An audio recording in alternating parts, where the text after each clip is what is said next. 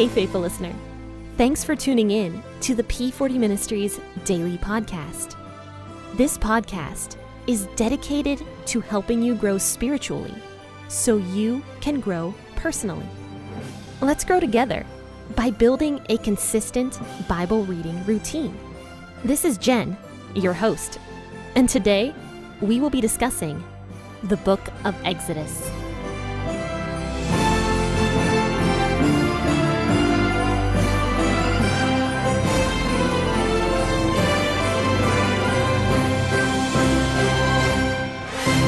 Hey guys, you've tuned into the P40 Ministries podcast with your host, Jen. And I hope you guys got a chance to catch my episode that I did yesterday with J. Warner Wallace. He was a special guest that wrote the book, Person of Interest. And it was a book that I really enjoyed and I binge read. It was a fantastic book. So I recommend you guys going and actually purchasing that book if you can and reading it, because I learned a lot from it and I believe that you will as well. But friends, let's go ahead and talk about the Bible this morning. Exodus chapter 34, verses 28 through 35. And make sure to grab that cup of coffee or that cup of tea. I'll be reading out of the WEB version. But of course, you should read out of whatever version you typically read from. He was there with Yahweh 40 days and 40 nights. He neither ate bread nor drank water. He wrote on the tablets the words of the covenant, the 10 Commandments. When Moses came down from Mount Sinai with the 2 tablets of the covenant in Moses' hand, when he came down from the mountain, Moses didn't know that the skin of his face shone by reason of his speaking with him. When Aaron and all the children of Israel saw Moses, behold, the skin of his face shone, and they were afraid to come near to him. Moses called to them, and Aaron and all the rulers of the congregation returned to him, and Moses spoke to them. Afterward, all the children of Israel came near, and he gave them all the commandments that Yahweh had spoken with him on Mount Sinai. When Moses was done speaking with them, he put a veil on his face. But when Moses went in before Yahweh to speak with him, he took the veil off until he came out, and he came out and spoke to the children of Israel that which he was commanded. The children of Israel saw Moses' face, that the skin of Moses' face shone. So Moses put a veil on his face again until he went in to speak with him.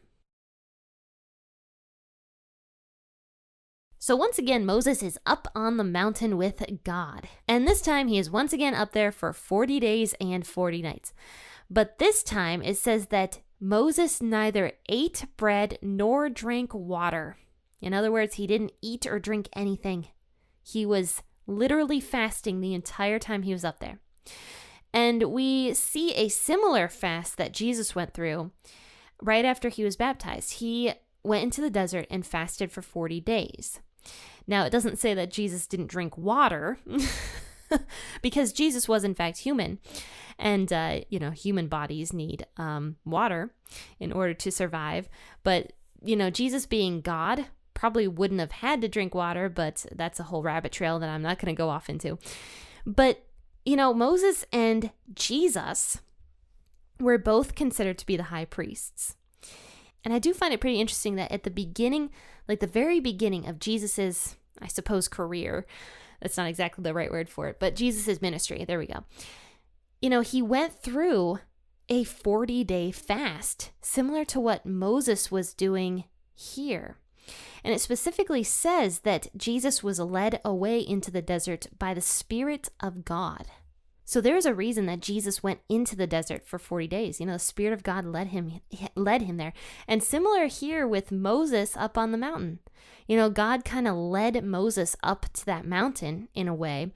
By when God's presence passed by Moses, God put him in his hand and put him in the cave so that Moses wouldn't die when he saw God's presence. And, in a way, God also led Moses up on that mountain, if that makes sense. So I find the two similarities kind of interesting, that Moses was considered to be the high priest at this time in Israel's history. And then Jesus, of course, is our high priest. And the beginning of his ministry, he also went through a 40-day fast. I wonder what the significance of the 40 days is, though. It doesn't say in the Bible what the significance is, but there's a lot of 40 days in the Bible. Moses, this is the second time 40 days is mentioned. And then Noah was in the ark for 40 days and 40 nights. And then Jesus did a 40-day fast. So there's some sort of significance with 40 days and 40 nights, but I do not know what it is. Maybe that's one of those secret things that we will not know till we get to heaven, to what the significance of 40 is. But anyway, Moses was there with Yahweh for 40 days and 40 nights, and he did this crazy fast, which, by the way, this is not anywhere else mentioned in Scripture. And Scripture never, ever says that we have to fast for 40 days and 40 nights and not drink any water during that time period, because obviously we would die. So yeah, even though Moses went through this crazy fast, this was supernatural. This was something that he could only do because he was with God's presence. God in some way was sustaining Moses during this entire time. Moses was being fed in a different way. I mean, Jesus kind of talks about that though. Like, Jesus talks about himself being the bread of life, and I mean, Jesus is God. So Moses maybe was getting like nourished through the bread of life. And then Jesus to the Samaritan woman said that he would give her water that would never make her thirsty again. So maybe in a spiritual sense, Moses was getting fulfilled in this kind of way that only God can really fulfill people. So I wonder about that, but that's my own speculation. But in verse 28, it talks about how he wrote on the tablets the words of the covenant, the 10 commandments. Now, depending on what version you read out of, some of them will say he. For example, the WEB version just mentions he. And that's where my confusion came in, where I thought that Moses actually wrote the 10 commandments, but it's actually not. It was God who wrote on the 10 commandments. And I believe versions like the AMP version will say something like, and he, with the he capitalized, meaning God, wrote on the 10 commandments. And I think other translations literally just say, and God wrote on the tablets, the 10 commandments. So all Moses had to do was carve out the tablets for the 10 commandments, but once again, God did the writing on them, just to make that clear. So after this, it says in verse 29 that when Moses came down from Mount Sinai with the 2 tablets of the covenant in Moses' hands, when he came down from the mountain, Moses didn't know that the skin of his face shone. I find this part so funny because, okay, Moses comes down from the mountain after 40 days and his face is literally glowing. It's glowing. And the people are freaked out. They're like, what in the world is happening? And so it says here that Aaron and all the children of Israel looked at Moses and they saw the skin of his face shining and they were afraid to come near to him. And the other part I find funny is the fact that Moses didn't know that his skin was glowing, or the face skin was glowing. He was probably like, why aren't people coming near me? What the heck is wrong with you guys?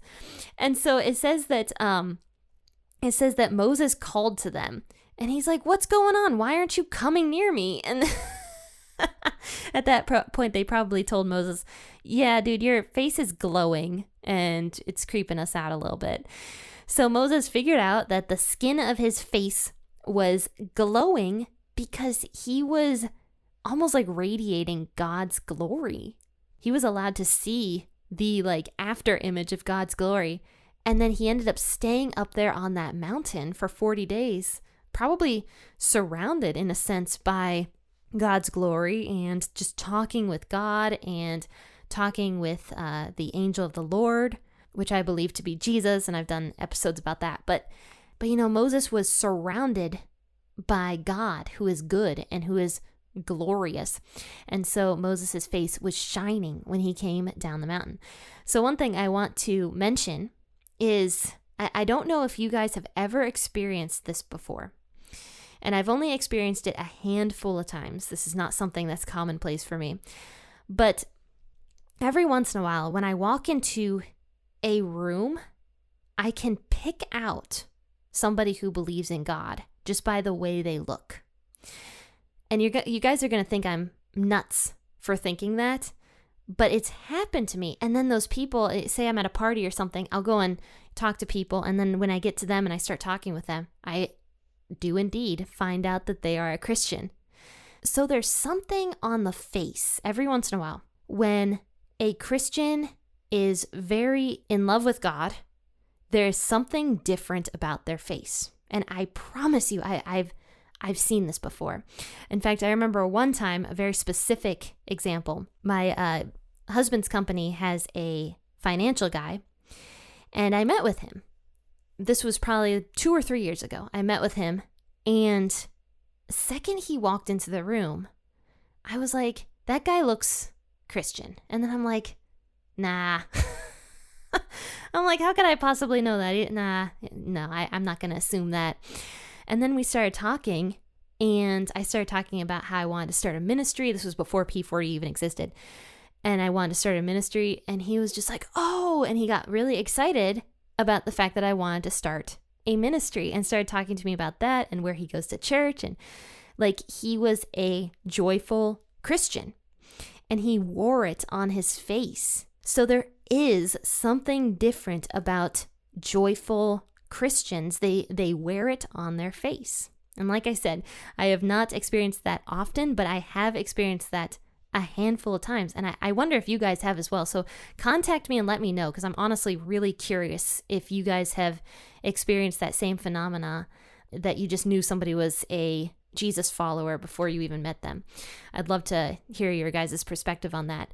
So contact me at p40ministries.com/contact. But anyway, going back to the story, Moses' face was glowing because he had a different presence about him at this point. He was like in God's glory, in however that looked for Moses at that time. And he was wearing that glory on his face. He was shining. And so this kind of, there's so many symbolisms that could go hand in hand with Moses wearing that glory on his face, and how we're supposed to shine the light, and Jesus literally is the light, and God is light. And there's so much symbolism with this. But in verse 31, Moses called to all the people, and they probably told him at that point, like, your skin is glowing. So then Moses spoke to them, and it says here that after all the children of Israel came near, he gave them all the 10 commandments that Yahweh had spoken with him on Mount Sinai.